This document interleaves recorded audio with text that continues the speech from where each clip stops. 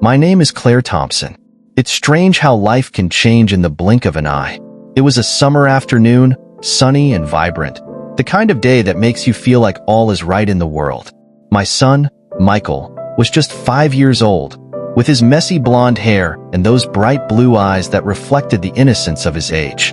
We were in a park, one of those places that exude happiness with the sound of children's laughter and the smell of freshly cut grass. I remember turning around to buy him an ice cream, just for a moment, but when I turned around, Michael was no longer there. Panic took over me instantly. I ran, shouted his name, looked in every corner of the park. Every face that turned to me showed compassion or confusion, but none of them were Michael's. It was as if he had disappeared into thin air, leaving no trace. In the days and weeks that followed, my life became a living nightmare. I didn't sleep, I didn't eat. All I could think about was finding my boy. The police did everything they could, but clues were scarce and eventually the case went cold. I, however, never gave up. My mother's heart told me that Michael was alive somewhere, waiting for me. I left my home in Chicago and began a search that took me across the country. I traveled through cities big and small, each with its own stories and ghosts. I hung up posters, talked to strangers, followed any lead that might lead me to Michael, no matter how absurd it seemed. Each time I received a call with possible information, my heart would fill with hope, only to be crushed again when the lead turned out to be false. My life became a series of cheap motel rooms and encounters with desperate people, each with their own pain and their own loss. But with each city I left behind, my determination only grew. I knew Michael was somewhere and I needed to find him. And so, I continued my journey, driven by a love that time could not erase and by the unshakable hope that one day, I would find him again. It was a gray and rainy afternoon in New York, the city shrouded in a veil of fog that gave the atmosphere a melancholic air. Raindrops ran down the windows of the skyscrapers, creating a constant, almost hypnotic rhythm. I walked slowly down Fifth Avenue, holding my umbrella tightly against the strong wind. The usually vibrant city looked somewhat desolate under the weight of dark clouds. It was then that I saw him, standing on the corner of a busy street, under the awning of a closed store. He was there, surrounded by a sea of red roses, the red of the petals contrasting with the gloomy gray of the day. My heart almost stopped.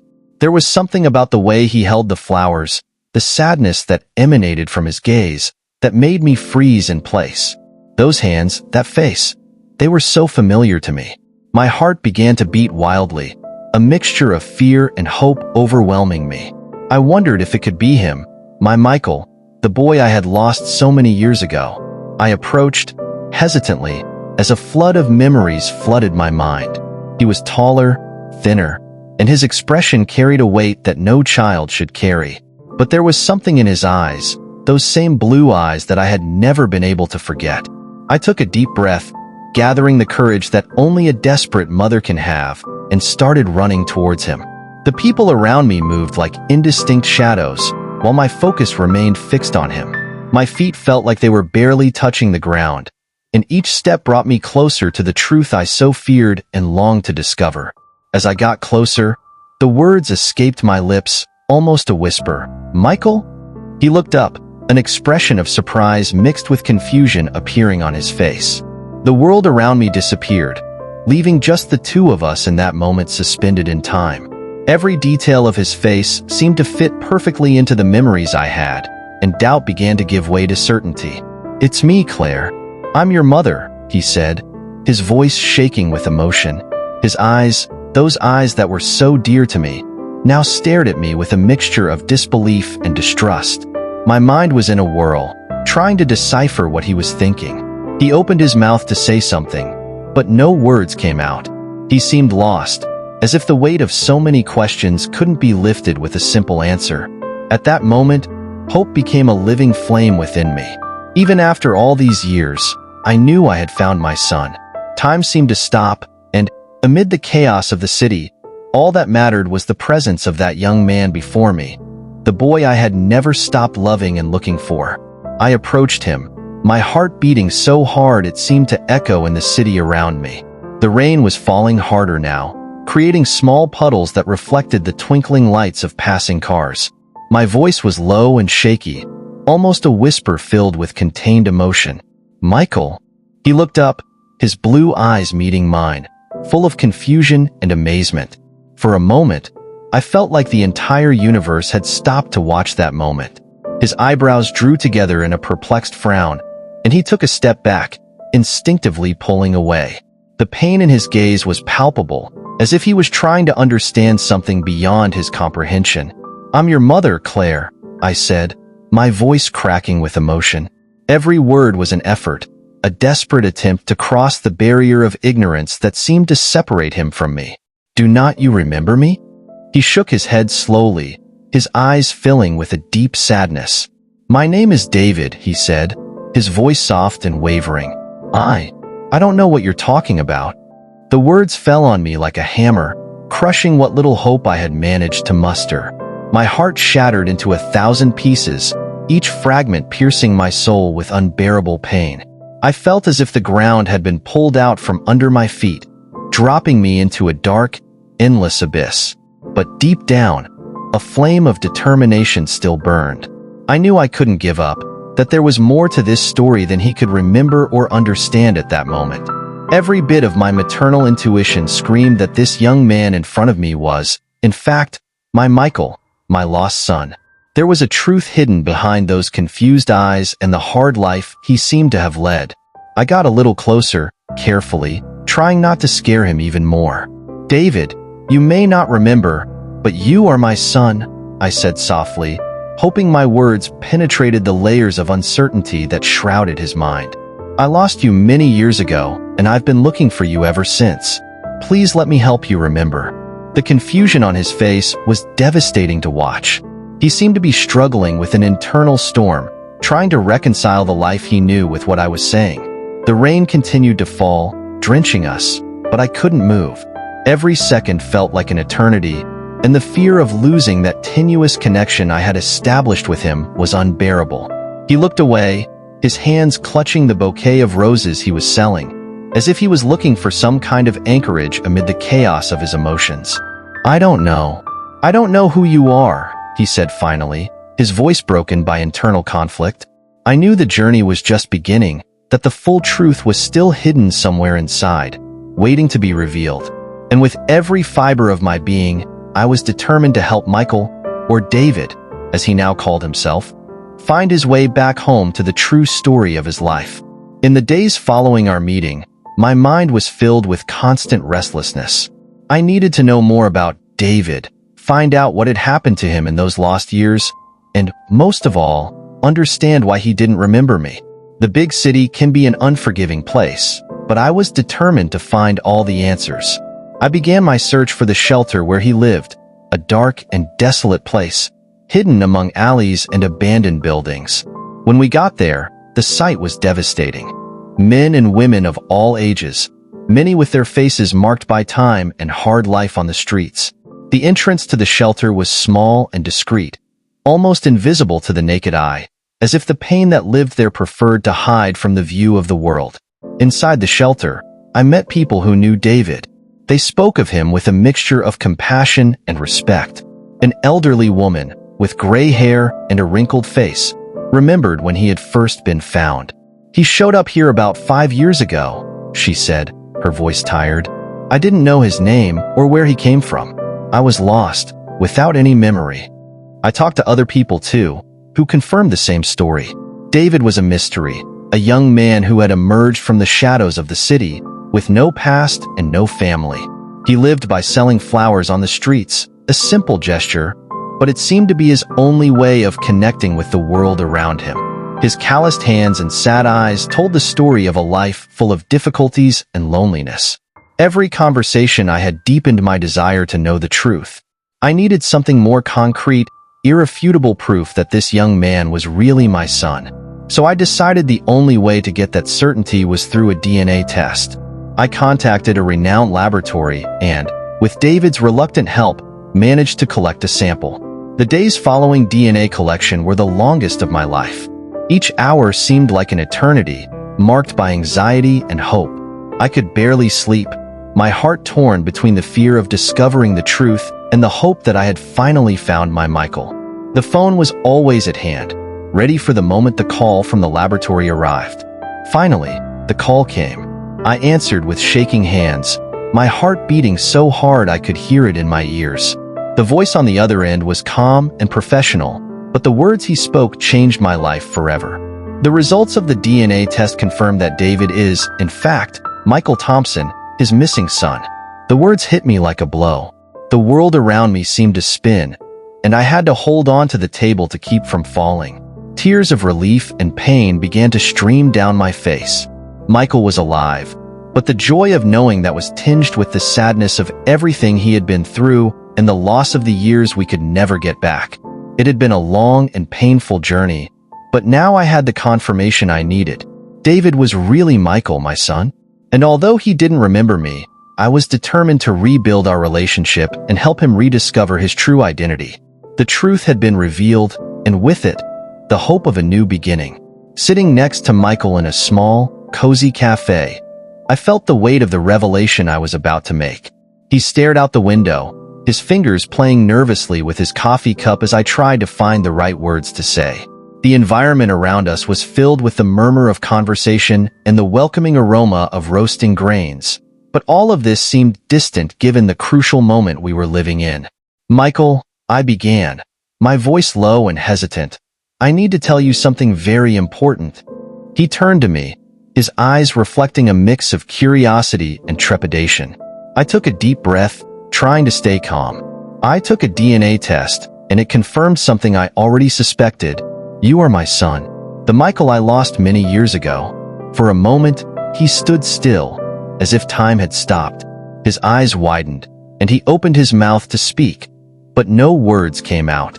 Disbelief was written all over his face, his eyes filling with tears that he quickly blinked away. That can't be true, he said, voice barely above a whisper. My name is David. I don't remember any of this. I know it's hard to believe, I replied softly. I took a small box of old photos out of my bag and started showing them to him. Each image was a window into our past. Michael smiling on his 4th birthday, playing in the park, hugging our pet dog. He looked at the photos, his eyes sweeping over each one with an expression of disbelief and confusion. That's you, he said, pointing to a photo of him in his father's lap, both of them laughing at something I no longer remember. This was our life before you disappeared. I've been looking for you all these years, and now I've finally found you. He looked at me, confusion giving way to deep pain. I don't remember any of this, he repeated, his voice shaking. All I know is that I was David, living on the streets, trying to survive. How can I believe that everything I knew was a lie? I understood your pain. It was as if the ground had been lifted from beneath him, leaving him lost in a sea of uncertainty.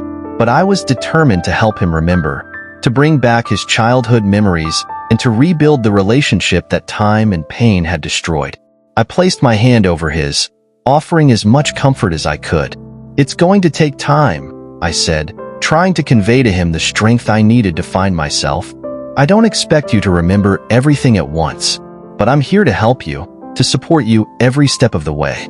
Together, we can make up for lost time. The days that followed were a mix of hope and challenges. Michael was fighting his own mind, trying to put together the pieces of a puzzle that didn't seem to fit together. Each new memory was like a spark in the darkness, bringing with it both joy and pain. We had moments of progress and setbacks.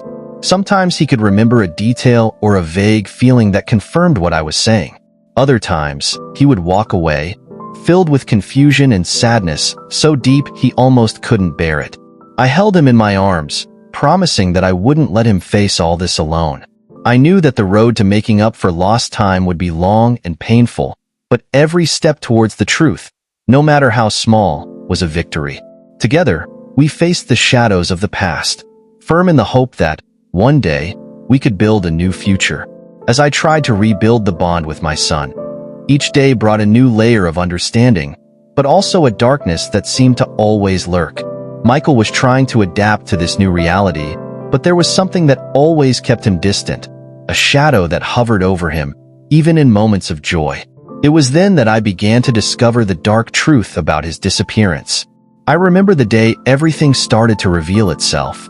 We were sitting on the couch in the living room, watching an old movie he used to love. Suddenly, he began to shake, his face turning pale, his eyes widening as if he were seeing a ghost. I turned off the TV immediately and turned to him, but before I could ask what was going on, he ran into the bedroom, locking the door. I spent the whole night worrying, wondering what could have triggered that reaction. The next day, while he slept, I searched his room, looking for clues. I found a notebook hidden under the mattress, full of disturbing drawings and disjointed words. Each page felt like a cry for help, an expression of the pain and fear he carried inside. I spoke to a child psychologist specializing in trauma who helped me decipher the drawings and words. He suggested that Michael had gone through something terrible, something he was trying to bury in the depths of his mind. With a heavy heart, I began searching for more answers, speaking to people who might have known Michael during his years of absence. It was during one of these conversations that the horrible truth came to light. I met a man, a former detective who had investigated cases of missing children. He told me about a child trafficking ring that was operating in the city at the time Michael disappeared. Children were kidnapped and taken to remote locations, where they were subjected to unspeakable abuse and often sold abroad. My heart sank when I heard those words, but I knew I needed to find out more. With the help of the detective, I managed to locate a former member of the network who was now in prison. His words, although difficult to hear, confirmed my worst fears. Michael had been one of the kidnapped children. He had spent years trapped in a horrible place, far from any hope of rescue. I learned that when Michael was about 10 years old, he managed to escape. It was not clear how he did this, but the fact is that he fled and started living on the streets, always running away from his captors. This time on the streets, although difficult, was a freedom he hadn't known for years. With each new discovery, my heart broke a little more. Michael never talked about what had happened to him, but his constant nightmares, the way he flinched at the slightest sound or touch, told me everything I needed to know. The nights were especially difficult, when he would wake up screaming, his face covered in sweat, his eyes wide with terror. I ran to his side, holding his trembling hands, murmuring words of comfort, trying to calm the demons that chased him. Every day was a struggle for him. Even in moments of apparent calm, there was a deep sadness in his eyes, a shadow that never seemed to dissipate. I knew that the trauma he had suffered was profound and that the journey to healing would be long and full of obstacles. But I was determined to be by his side every step of the way, to help my son find the peace he so deserved. The discovery of his dark past was a devastating blow, but it also brought new understanding and a renewed determination to support him. Michael was strong, and together, we would face the ghosts of his past. Each day brought a new challenge, but also the hope that eventually he might find a little light amid the darkness that had dominated his life for so long. Over the next few months, my life focused on a single mission: rebuilding my relationship with Michael. It was a delicate task and full of challenges, but each day brought a new opportunity to move forward. Michael, now 16 years old, was facing a titanic internal battle. Each discovery about his past and his true identity was a blow, a painful reminder of the life he had lost and the horrors he had endured. Our house, once silent and empty, became a space of healing and rediscovery.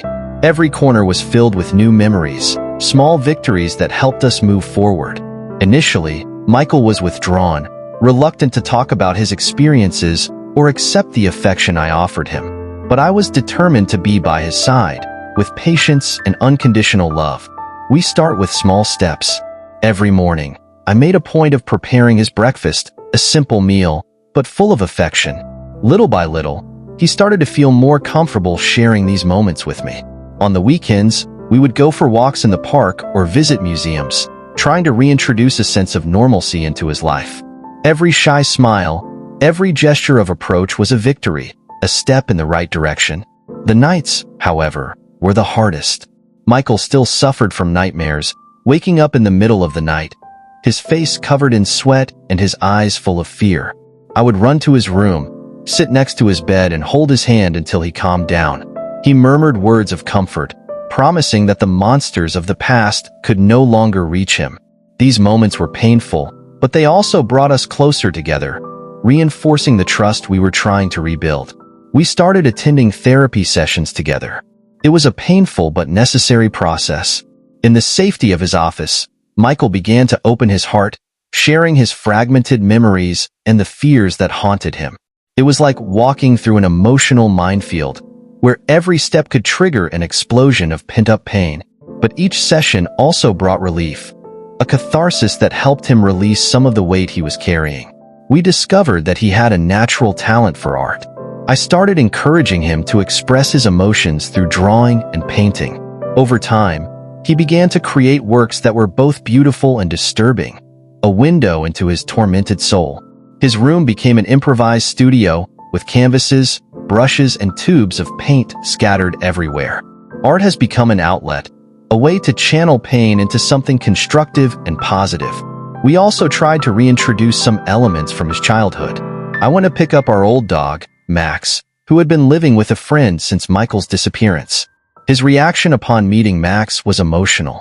He knelt down, hugging the dog as if he were meeting an old friend.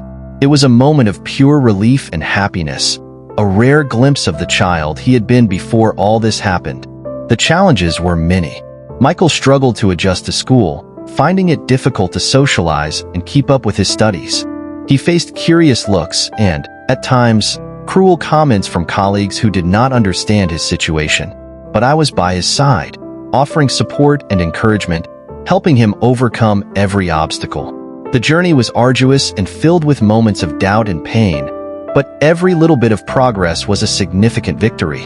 One day, as we were sitting on the couch, Michael turned to me, his eyes full of emotion. "Thank you, Mom," he said, his voice full of sincerity, "for not giving up on me." Those words were the sweetest reward, a sign that we were on the right path. Despite all the challenges, each step we took together brought us closer, building a new foundation of trust and love.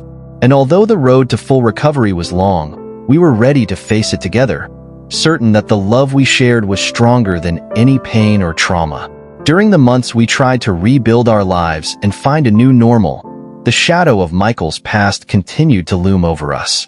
The nights of nightmares and days of emotional recovery were challenging, but it felt like something darker was beginning to manifest. Michael began to realize he was being followed. A mysterious man appeared wherever he went, keeping a cautious distance but always present. Michael first noticed him while walking home from school. He saw the man standing across the street, wearing a dark overcoat and a hat that partially hid his face. It was as if he were a shadow in the background of each scene, a silent observer. This man's constant presence began to torment Michael, bringing up old fears and a sense of imminent threat. We talked about it one night when he was especially anxious. "Mom, there's a man following me," he said, his voice full of fear and suspicion. "He's everywhere. At school, in the park, even on the corner of my house. I don't know what he wants, but it's not a good thing. He scares me." My heart sank when I heard that. The thought of someone stalking my son, especially after everything he had been through, was unbearable. I decided to take action. I hired a private investigator to find out who this man was and why he was following Michael. I needed to protect my son and find out the truth. After a few weeks of investigation, the detective finally managed to track down the mysterious man. He was a private detective, hired by a wealthy New York family, the Montgomerys, who had lost their son, Thomas, around the same time Michael disappeared. The resemblance between Michael and the Montgomerys' missing son was striking. It was as if they were twin brothers separated at birth. The revelation came as a shock. The Montgomerys were desperate to find their lost son, and upon seeing Michael, they thought they had found an important clue. The private detective was hired to follow Michael and gather information, hoping that he was really Thomas or could lead to him somehow. I decided to contact the Montgomery family to clarify the situation. We arranged to meet at one of the family's luxurious mansions, a place that seemed straight out of a fairy tale, but with an air of palpable sadness. We were greeted by an elegant, well-dressed couple, whose eyes showed the pain of years of fruitless searching. Mrs. Montgomery, a tall, graceful woman, greeted us with a sad smile, while her husband, a stern-looking man, intently watched our every move. Mrs. Thompson, Mrs. Montgomery began, her voice soft and hopeful. We think perhaps Michael could be our son, Thomas. He disappeared many years ago, and the resemblance between the two is striking. My heart sank when I heard those words. I knew Michael was my son, but their pain was so palpable that I couldn't just ignore their situation. I proposed that we do a DNA test to clarify everything once and for all. They readily agreed, eager for any answer that could ease their pain. The days that followed were tense. Michael was visibly disturbed by the entire situation. He didn't know how to deal with the possibility of being someone else, of having a family he never knew. I spent many nights with him, talking about his fears and trying to offer as much comfort as I could. Finally, the results arrived. The DNA test confirmed what I already knew in my heart. Michael was not Thomas Montgomery. He was my son, Michael Thompson. The truth brought immediate relief, but also deep sadness for the family who continued to search for their lost son. We met with the Montgomerys again to share the results. They listened in silence, hope slowly fading from their eyes. Mrs. Montgomery began to cry silently, while her husband remained motionless, the expression of pain etched across his face. "Thank you for your honesty, Mrs. Thompson," he said, his voice filled with resigned sadness. "We will continue our search." The encounter with the Montgomerys and the truth about the man who followed Michael brought a mix of relief and sadness. Although they had found an end to their suspicions about Michael, they were still trapped in their own journey of pain and searching. As for us, the experience reinforced the connection we were building and reminded us of the importance of facing the past with courage and compassion. After meeting the Montgomery family and confirming that Michael was indeed my son, the feeling of relief was intense but short-lived. A persistent restlessness dominated me. Something didn't fit, a piece missing from the puzzle of our lives. I decided to keep investigating, determined to fully understand what had happened to Michael and, more importantly, find my other lost son. Further investigation, conducted by the private detective I had hired, brought to light an even darker and more complicated truth. We discovered that not only was Michael my son, but he also had a connection to a wealthy woman named Evelyn Sinclair. Evelyn was a well-known socialite with considerable wealth and a story of personal tragedy. Her son, William, had been kidnapped around the same time Michael disappeared. As we investigated deeper, the pieces began to fall into place in a cruel game of fate and revenge. Michael, or rather William, had been exchanged with my real son in an ingenious plan of personal revenge. The revelation was like a punch in the gut. I was living with someone else's son, while my real son was somewhere unknown, perhaps suffering as Michael had suffered. Evelyn Sinclair had a complicated history. We discovered that, years ago, she had been involved in a bitter dispute with a woman called Marjorie, who had been her close friend. The fight, which began for unknown reasons, escalated to a breaking point. Marjorie, in an act of insane revenge, orchestrated the kidnapping of William and Michael, swapping them in a bizarre plot to cause suffering to both families. My heart sank at the thought of Marjorie, a woman who turned her resentment into such a monstrous act. Marjorie had joined forces with a child trafficking network, using her contacts to carry out the kidnapping and exchange. Michael was taken to the harsh and cruel life on the streets, while my real son was sent to an unknown institution, where he grew up without knowing his true identity. The detective managed to track down Evelyn Sinclair and, with great difficulty, managed to arrange a meeting with her. It was a clear, cold morning when we met at a low-key cafe in Midtown Manhattan. Evelyn was an elegant-looking woman, but her eyes revealed a deep pain and weariness that all the wealth in the world could not erase. "Mrs. Thompson," Evelyn began, her voice soft but charged with emotion. "It's hard for me to believe all of this. My son, William, disappeared years ago, and now they tell me he's Michael, the boy you raised." "I know how you feel," I replied, trying to remain calm. "I'm also trying to understand all of this. Michael, or William, is my son, but at the same time he's yours. I just want to know where my real son is." Evelyn and I shared information, and slowly the whole truth came out. Marjorie, driven by bitter resentment and an insane quest for revenge, had kidnapped the boys and exchanged them, believing that doing so would cause Evelyn unimaginable suffering. However, her plan went beyond what she could have imagined, profoundly affecting the lives of two families. As Evelyn and I exchanged details of our stories, the connection between the events became clearer and more devastating. Marjorie had planned everything with cruel precision, choosing the perfect moment to maximize the impact of her revenge. Michael, now William, and my real son were used as pawns in their insane game. The revelation was devastating. Michael, who we now discover as William Sinclair, was in shock at discovering his true identity and the horror of what had happened. He felt torn between two mothers, two lives, and a mountain of painful memories he could barely comprehend. Each new detail was a blow to him, a cruel reminder of the injustice he had suffered. My real son was still missing, and every minute that passed without knowing where he was caused me unbearable pain. The search intensified, now with the help of Evelyn, who was as determined as I was to find our lost son. The revelation that Michael was actually William Sinclair further complicated the situation, but it also brought us together in a common goal: finding and saving my real son. The truth had come to light, revealing an intricate web of deceit and revenge that had destroyed our lives. The journey to find my son and rebuild our families was just beginning, but now I had a new ally and new hope. And with that, the determination that no matter how dark the past was, we would do what we could to bring light back into our lives. With the devastating revelation that Michael, or rather William, was not my biological son, but Evelyn Sinclair's son, a new and painful journey began.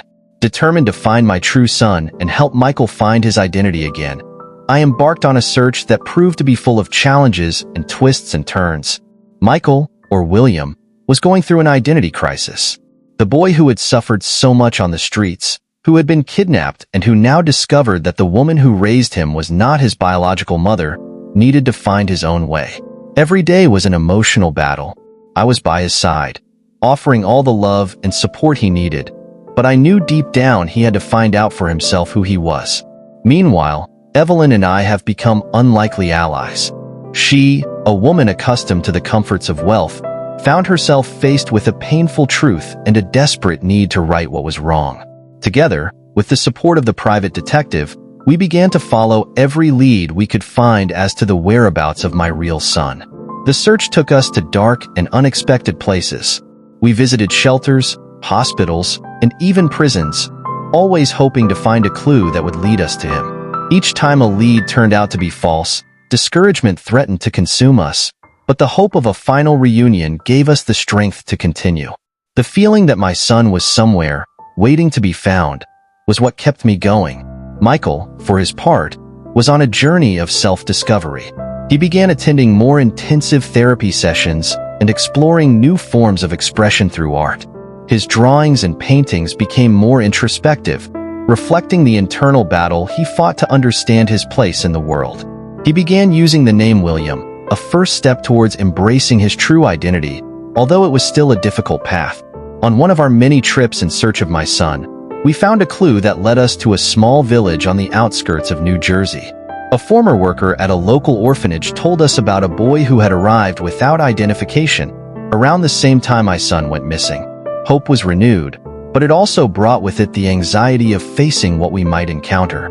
We arrived at the orphanage, a dark and dilapidated place where children that society had forgotten were trying to find some meaning in their lives. The director greeted us with a tired look, his eyes reflecting years of hard work and disappointments. We explained our situation and showed a photo of my son when he was 5. His eyes lit up for a moment, and he told us there was a boy who fit the description. My heart pounded as we walked through the cold hallways of the orphanage. When we finally reached a small room, I found a young man of about 16, thin and with eyes that seemed to carry the weight of the world. He looked at us suspiciously, not understanding what was happening. "My name is Claire," I said, my voice shaking. "I am your mother." The silence that followed was deafening. The young man, whose name I now knew was John, looked at me with a mixture of disbelief and hope. He had grown up not knowing where he came from, without a family to call him their own. And now, before him, was the woman who brought him the possibility of a different future. The meeting with John was a mix of joy and sadness. He was not the smiling boy that I had lost, but a young man marked by hard life and difficulties. The pain of his absence and the scars of his past were present in every look and every gesture. Meanwhile, Evelyn supported Michael as he transitioned into the life he should have had. She took him to her home, trying to reintroduce him to the world of the Sinclair family, a world of luxury and privilege, but also its own challenges. Michael, or William, faced the difficult task of reconciling his street past with his new reality. The search did not end with the meeting with John. Now, we had to rebuild our lives together, helping him overcome the traumas of his past and find his place in a family that, although fractured, was determined to reunite and heal. Evelyn and I remain friends, supporting each other on our personal journeys and sharing the burden of our intertwined histories. The path ahead was uncertain, full of challenges and new discoveries, but we were together, ready to face whatever came. The story of our lives was far from over, but each step brought us closer to the hope of a better future, where love and understanding could finally prevail over pain and loss.